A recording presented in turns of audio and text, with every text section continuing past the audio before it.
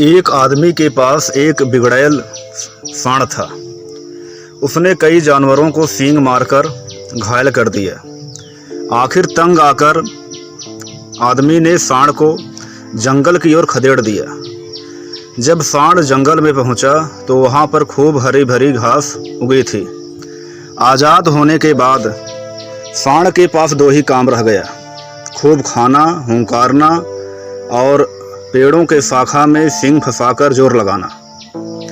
सांड पहले से भी ज़्यादा मोटा हो गया। सारे शरीर में उसकी मांसपेशियां उभर गई, जैसे लगती थी कि वो चमड़ी से बाहर आ जाएगी। पीठ पर कंधों के ऊपर गांठ बढ़ती बढ़ती धोबी के कपड़ों के गट्ठर के समान बड़ी हो गई। गले में चमड़ी और मांस की तहों की तहें लटकना शुरू हो गई। उसी जंगल में सियार और सियरनी का जोड़ा रहता था, जो बड़े जानवरों द्वारा छोड़े गए शिकारों को खा करके अपना गुजारा करता था। स्वयं वह केवल जंगली चूहों का ही शिकार कर पाता था। संयोग से एक दिन वह मतवाला सांड झूमता हुआ उधर जा निकला जिधर सियार और सियरनी रहते थे। सियरनी ने उस सांड को देखा तो उसकी आंखें फटी की फटी रह गई।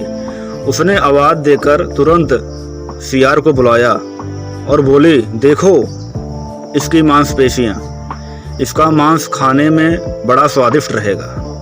भगवान ने क्या स्वादिष्ट भोजन हमारे लिए भेजा है। सियार ने सियरनी को समझाया, सपने देखना छोड़ दो, उसका मांस कितना भी स्वादिष्ट और अच्छा हो, उससे हमसे कोई मतलब नहीं है। सियरनी भड़क गई, तुम तो बड़े आलसी हो, भोदू हो, देखते नहीं उसके पीठ पर जो चर्बी की गांठ है वह किसी भी समय गिर सकती है। हमें उठाना भर होगा और उसके गले में जो मांस की तहें झूल रही हैं वह किसी भी समय टूटकर गिर सकती हैं। बस हमें इसके पीछे पीछे चलना ही है केवल। सियार बोला, यह लालच छोड़ दो, यह लालच हमारे लिए अनिष्टकारी हो सकता है। सियरनी जिद करने लगी, तुम हाथ में आए मौके को अपनी कायरता से क्यों गंवाना चाहते हो? तुम्हें केवल मेरे साथ चलना होगा, मैं अकेला इतना भोजन नहीं कर सकती। सियरनी की हट के सामने सियार की कुछ नहीं चली। दोनों सांड के पीछे पीछे चलना शुरू कर दिए। सांड के पीछे चलते चलते उन्हें कई दिन हो गए, पर सांड के शरीर से कुछ नहीं गिरा। सियार ने बार बार सियरनी को समझाने का प्रयास किया कि घर चलते हैं, दो चूहे मार करके पेट की आग हम बुझा लेंगे। सियरनी की अक्ल पर तो पर्दा पड़ गया था, वह कुछ नहीं सुनी।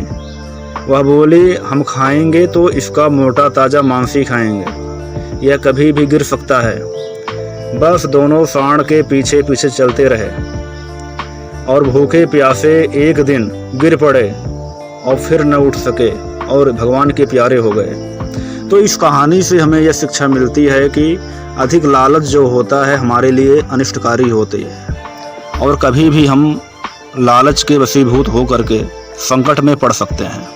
धन्यवाद।